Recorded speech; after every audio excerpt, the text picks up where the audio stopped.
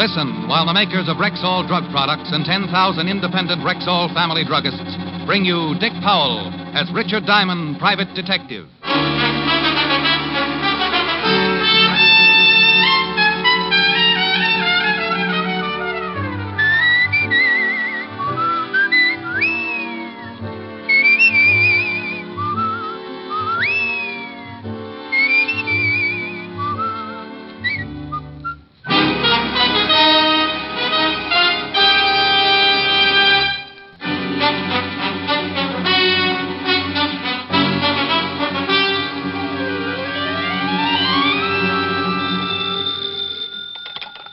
Diamond Detective Agency. When it's murder or less and you're caught in a mess, if you can't pay my fee, my advice is confess. Rick, you old son of a gun. This is Frank. Frank? Oh, Frank Bowers? Yeah. Oh, it's good to talk to you again, Rick. How you been? Well, no complaints, Frank. What's with you? Doing great, Rick. Just great. Bought me a half interest in a gym here in town. Yeah? Sell all your fighters? Oh, all but one. Boy by the name of Max Farmer. Say, he's going to the main event tonight. You want to catch him? Well, all depends. Who's throwing him? No, Rick, no. This boy's really good. Say, why don't you drop by the arena tonight? Oh, sorry, Frank. I got a date, and she hates the sight of blood. Talk her into it, boy. I'll leave a couple of passes for you at the gate. Passes? Yeah, sure. Well, I'm a sucker for a good argument. See you tonight, Frank. That night, I led Helen to our seats at ringside. She was dressed to kill, and from the look on her face, I thought I might be the first on her list. Rick. Yes, baby? Would you mind telling the man behind me to stop dripping mustard on my mink? Oh, sure, honey. Hey, Buster, please do not feed the animals. That's the good boy. Rick, why of all places the fights? But, honey, these are $10 seats. Hey, Ricky, glad you could use the passes. Boing. Move your feet, Rockefeller, and let the man in. Oh, gee, it's good to see you again, Rick. Say, I want you to meet Lorna Thorne. Wow. Hanging onto Frank's arm, I saw why boys like girls. She was wearing slightly more than the fighters. Had so many curves I got seasick just looking at her. As I stared, I suddenly felt a strange sensation in my legs. Helen was digging her heel into my shin. Come up for air, Ricky, dear. Honey, I want you to meet Frank Bowers. Sally, I'd know you anywhere. Rick's told me a lot about you. Frank. Yeah? That was 5 years ago. This is Helen. Oops. My mistake, huh? Lorna, I want you to meet Helen. Hiya. Well, when in Rome. Hiya. What a spot for a thesaurus. Hey, sit over there, will you, honey? I want to sit next to Rick. Oh, Rick, it's a shame I didn't tip you to this fight earlier. You could have put some dough on my boy and really cleaned up. You think he'll win, huh? Yeah, I know he'll win. He's fighting Lou Scott, strictly a bum from upstate. The syndicate made the match just to build up Farmer's name and pick up some easy dough on the side. Now he tells me. There. Here's my boy getting in the ring now. I watched Max Farmer climb through the ropes, stop, smile at the television cameras, then at the crowd, and then at the cameras again. If the people at home thought they were seeing a reissue of The Hairy Ape, then television had improved. Because that's exactly how Max looked. Ladies and gentlemen, this is your main event. 10 rounds of boxing. In the white corner, wearing black trunks, weighing 175, and hailing from Buffalo, Lou Scott.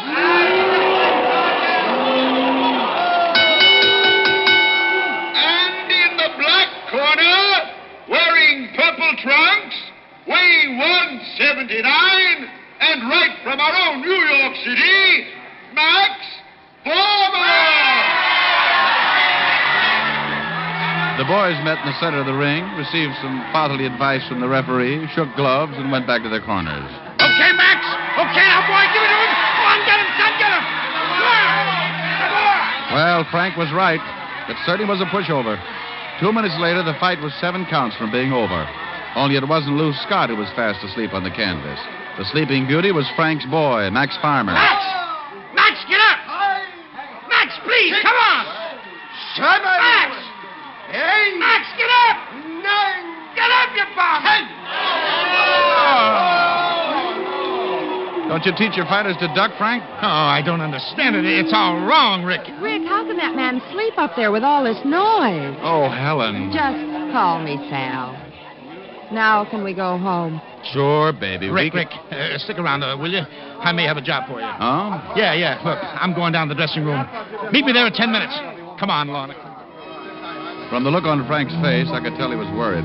So I took Helen outside and put her in a cab. She was a good sport about going home alone, though. Didn't say a word. Not even goodbye. Then I went back inside and made my way to Farmer's dressing room. Come on. Inside, I could hear Frank's angry voice. All right, so you won't tell me who. But you ain't gonna get away with the snacks. I'll find out, and when I do, you'll be back there. Frank! I'll be right out, Rick. And remember this, you bum. We're through. See, through! Hello, Rick. Aren't you a little tough on the guy just for losing a fight? Farmer lost that fight before he ever got into the ring. It was fixed. Well, that's strong talk, Frank. Got anything to back it up? Look, I know this boy. I trained him myself. He could have won tonight's fight with his eyes shut. Somebody paid him to take a dive. Maybe it was his own idea. Max don't get ideas. He's too dumb. Whew. Rick, I want you to find out who is behind this fix. Well, you make it sound simple. Got any leads? Maybe. Drop by the gym the first thing in the morning, and we'll start from there.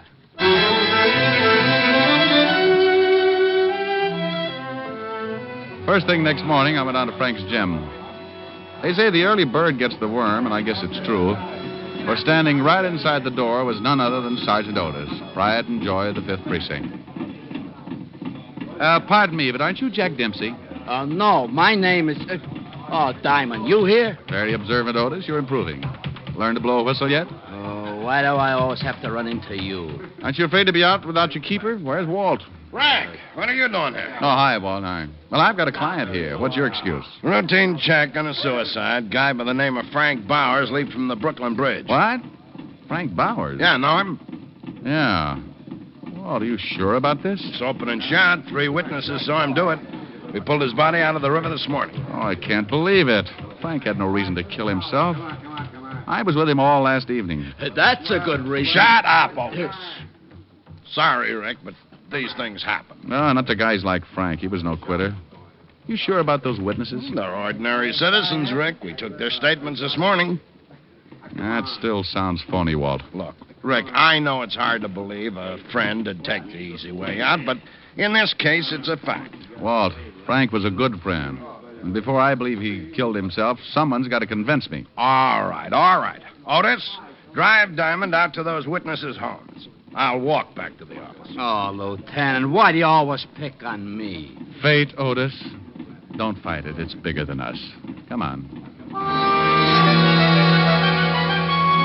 Otis drove like a madman, which was strictly in character. The first witness, a butcher named Henry Burton, was at work. But the butcher's wife, a typical homemaker, gave us her version of Frank's death. And just like I told the police, off went the overcoat and over he went. Oh, it was awful. The woman trembled, Otis gloated, and I grabbed my hat. Her husband worked at a nearby market, and their stories checked. That took care of the first 2 witnesses. Then we drove to the home of Bill Voss, the third and final witness. Well, I was coming home from a late movie, and I started across the Manhattan approach to the bridge. This guy, Bowers, was about 10 yards in front of me. It was foggy. I couldn't see him very well, but I could make him out when he stopped. He threw off his topcoat, climbed the guardrail, and dived in. I yelled, but it was too late. I'm the one who called the police. The stories all checked, but I still wasn't convinced. So I had Otis drop me off at Frank's gym. If Frank did kill himself, then there had to be a reason. I decided to check on Frank's partner, one Ben Lamb. I found him in his office.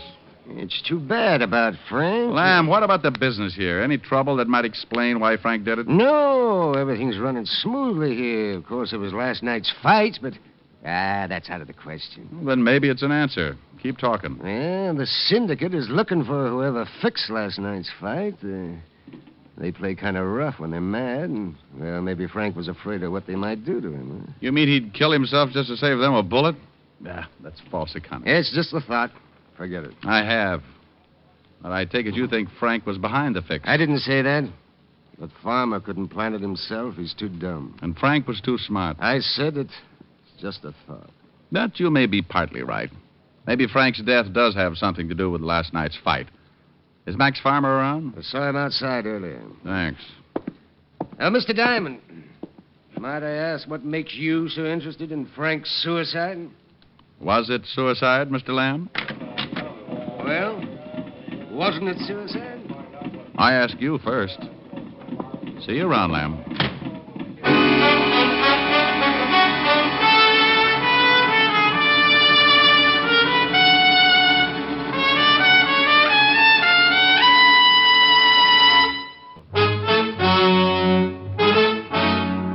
I stood in the center of Frank's gymnasium, certain that Frank's supposed suicide had something to do with last night's fight. But how? That was the jackpot question. In one corner of the gym, I saw Max Farmer hitting a punching bag with a methodical, monotonous rhythm. I walked over to him. Max? Yeah, My name is Diamond. yeah. I was a friend of Frank Bowers. Huh? Well, if you can spare any more words, I'd like to ask you a question. Look, if it's about last night, forget it, see? I don't know nothing about nothing. No argument there, but I came to see you about boxing. Huh?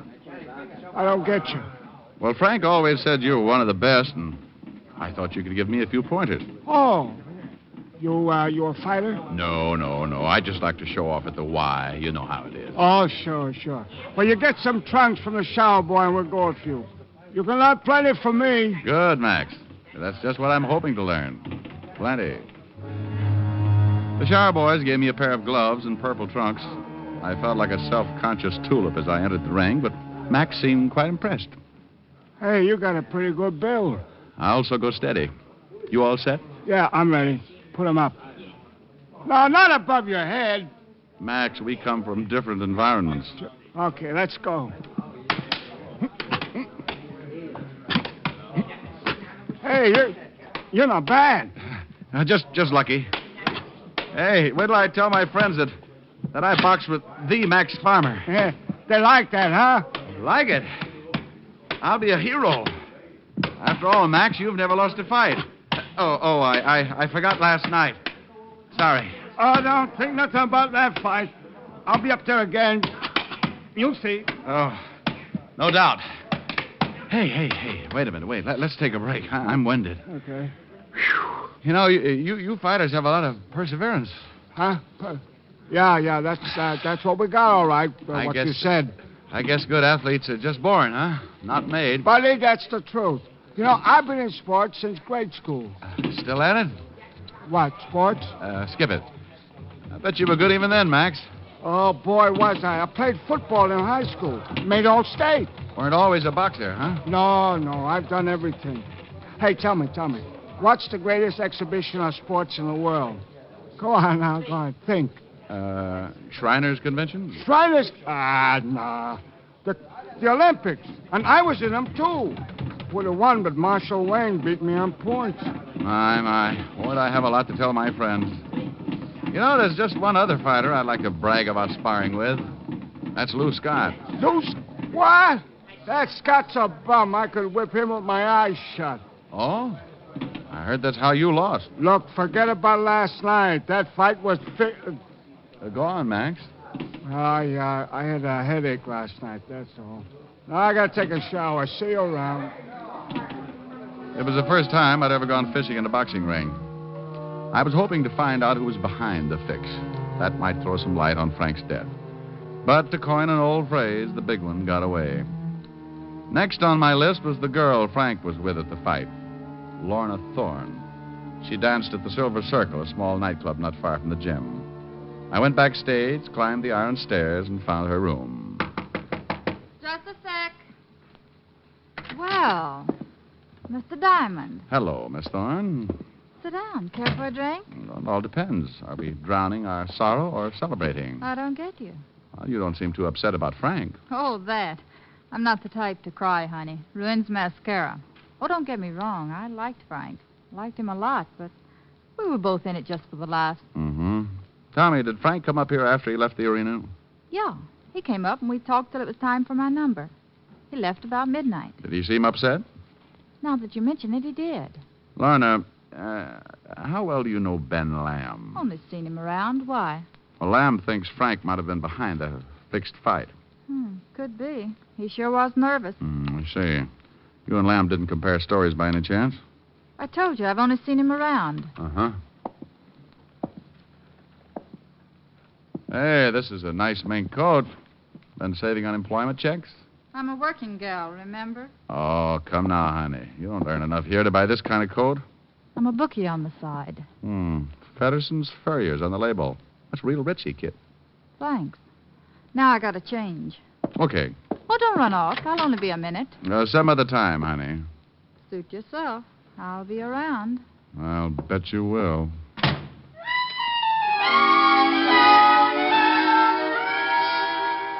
I went back to my office, locked the door, put my oxbloods up on my dusty desk, and tried to think. There was no logical motive for suicide, but there was plenty for murder. Lamb would inherit Frank's half of the business. Farmer might have been afraid Frank would blackball him with other managers. And Lorna was the type who would do anything for a fast buck. But then there was that constant headache, the 3 witnesses. My thoughts were all jumbled up. I kept trying to remember everything that had been said today. I kept hearing voices in a jumbled sequence. Yeah, the syndicate plays rough. Frank may have been afraid. Well, I've been in sports since grade school. It's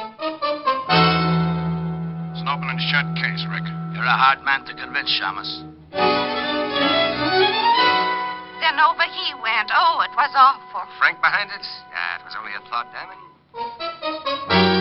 I'm not the type to cry, honey. It ruins mascara. Then he climbed the rail and dived in.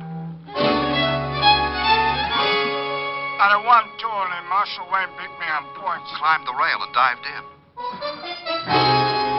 Marshal Wayne beat me. Marshal Wayne. Wayne! Then he dived in. Dived in. Dived.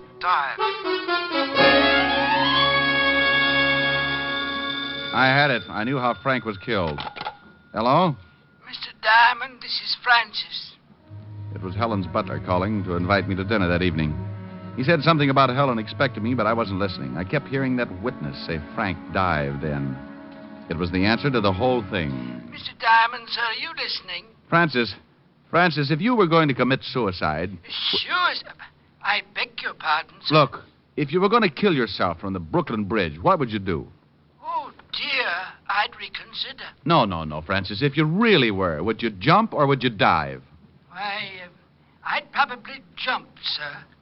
Yes, I'm sure I would. Well, of course. It's a natural thing to do. See you later, Francis. The pieces began to fall into place. I remembered something Max Farmer had said earlier. Marshal Wayne had beaten him on points. Marshal Wayne. I had associated that name with boxing, but now... I checked in the sports almanac. Listed under the 36 Olympics, I found Marshal Wayne won the high diving competition that year. And Max had competed with him. Now I was certain. First, I put in a call to Fedderson's Furriers for some information. So far, so good. Then I called Walt and told him to meet me at the gym. It was closing time when I got there, and most of the fighters were leaving. But I caught sight of Max Farmer as he made his way out of the showers. How's the water, Max? Huh? Diamond, What's the matter? You don't look happy to see me. what are you doing here? The boys at the Y, remember? I came for some more pointers. It's closing time. Oh, that's too bad. That's the only reason you don't want to spend some time with me, huh? Yeah. You're not too tired. Me? I'm never tired. Place is closing up, that's all. Well, Max, old pal, I've got good news for you. I fixed it with Lamb for me to lock up when we're finished. Huh? Well, Not scared by any chance? me scared of you? Why? Get some trunks. You'll see who's scared. I wondered if my Blue Cross plan was still in effect as I changed clothes and followed Max out to the ring in the middle of the deserted gymnasium. Max had an ugly scowl on his face, and I knew that this time he would pull no punches. Ouch. Hey, playing rough, eh, pal? You got a lousy guard. That's all. Hi. You act nervous. Tired of boxing? Maybe you'd rather be swimming, huh? Huh? Oops, sorry. Now your guard is down. Of course, a born athlete like you Would be happy doing anything in the way of sports, I suppose. Maybe even diving. Your guard, pal, your guard. You don't make sense. No, I think so. Oh, your mind's wandering, Max. Keep your guard up. You know, for a real sport, like, say, high diving, there's really no place around here to practice. Unless, of course, you tried the Brooklyn Bridge. I'll bet a really good diver could make it from the Manhattan approach without a scratch. Now, listen, what's the... The guard, Samson. Better watch it. Hold it a minute. What's the big idea? The big idea came when I figured out how 3 witnesses could see a suicide that wasn't a suicide. You're loony. Am I? Those witnesses didn't see Frank because he was already in the river. You had pushed him in. You waited for some people to show up, and then you dived in. No. Yes, Max, yes. But you weren't alone in this. Someone had to talk you into taking a dive in the fight, and a different kind later on. You'd have thrown the fight for any man's money, but you'd only risk your neck for a particular species. Female. Men are funny that way. It ain't true. Max, Lorna confessed an hour ago. What? I'll kill you for this. That's your 3rd and final dive, Max. That's a nice right cross, Rick. Oh, I seen better. Ah, the little boy's in blue. About time. Walt, when Joe Palooka here wakes up, I think he'll confess. He believes the girl already did. Yeah, so I heard.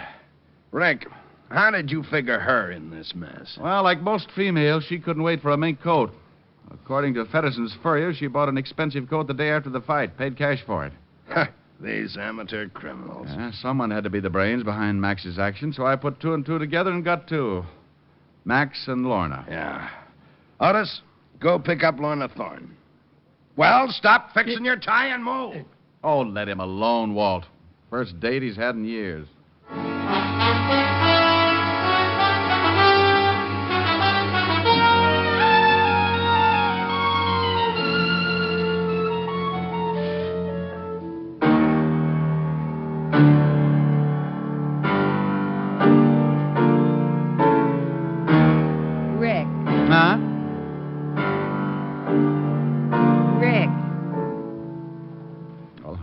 What is it? Do you have to play so loud? Well, I can't help it, baby. It's the brute in me. Mm-hmm. And that shiner, darling. What happened? Client or doorknob? Young lady, I have been boxing. Just call me Kid Diamond, please. Oh, no. Boxing? You? Well, why not? It's so strenuous. Well, I'm in fair shape. What do you use for muscles? You just put up your dukes and I'll show you. All righty. Now get up and sing. I'm young and healthy, and you've got charm. It'd really be a sin not to have you in my arms. I'm young and healthy, and so are you. When the moon is in the sky, tell me what am I to do? If I could hate you, I'd keep away, but that ain't my nature. I'm full of vitamin A.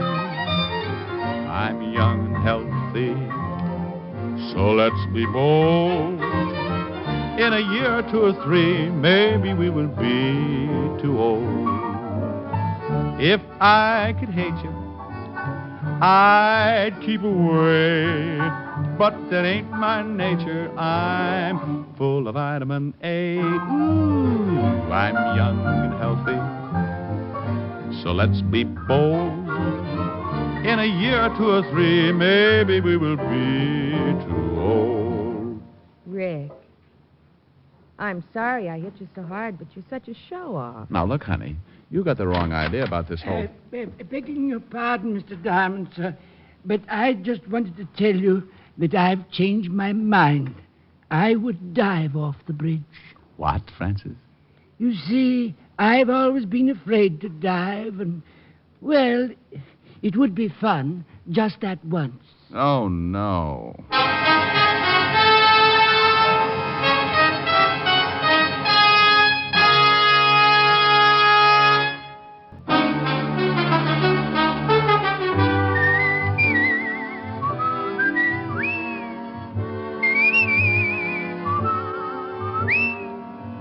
Richard Diamond, Private Detective, stars Dick Powell in the title role and is written by Richard Carr and Marvin Marks with music composed and conducted by Frank Worth.